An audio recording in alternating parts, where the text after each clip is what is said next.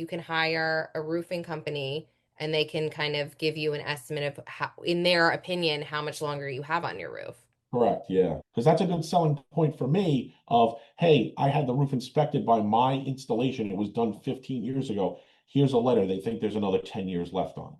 You Yeah. could hire a roofer. They can come out. They can give on their letterhead saying like, yeah, we reviewed the roof. It's got at least another 5 to 7 years. Yeah. Most insurance companies will accept that as well. That's amazing. Yeah. That's a really good insight.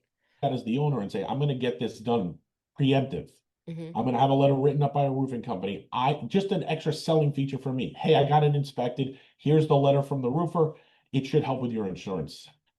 And one of the other things is, I know obviously living on Long Island, flood insurance, right? Flood insurance is a big thing down here in Long Island, Hmm. especially as you get to the coast. If you are buying a house in a flood zone, the first thing you need to do is one, find out if the current owner has a mortgage. Now, the reason I say that is if they do, they're required to have flood. Right. If they're required to have flood, if the policy is through a program, which is the NFIP, the National Flood Insurance Program, that policy can be transferred from the previous owner to the new owner. Me, I'm buying that house in Patchogue on the water. Hmm. It can be transferred to me. The advantage that has is if that policy was written pre-Sandy or even before that, it's grandfathered. So it's actually a better price than if I went to go get a policy today. So for flood insurance, that's a big thing. And part of the Checking to conversation, see are all flood insurance policies transferable, or would a homeowner have to check to see if theirs the was? homeowner would have to check because if it's done through the FEMA program, the NFIP, Hmm. those are transferable. Some of the other programs on the admitted side, Hmm.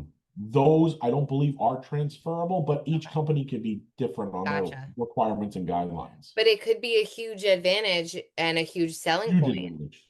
Huge Yeah. advantage. I had one scenario where they weren't sure if the person had flood. We quoted the homeowner's insurance for flood. It was $3,900 just for flood insurance for the minimum from FEMA. The other person already had a flood. It was 2,200 bucks. A lot of this all boils back to is one, working with professionals, yourself included.